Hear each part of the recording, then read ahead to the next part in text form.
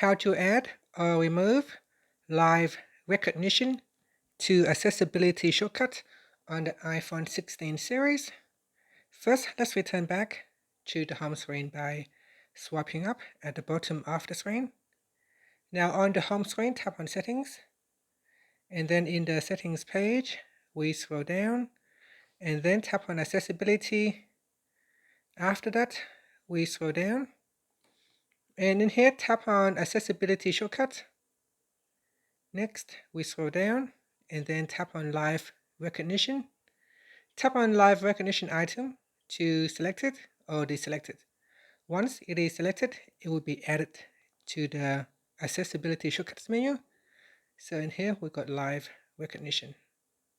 So here I can turn it on, and I can always access it from the Accessibility menu. To remove it, you go into Settings, then just deselect Live Recognition, and that will remove from the Accessibility Shortcuts menu.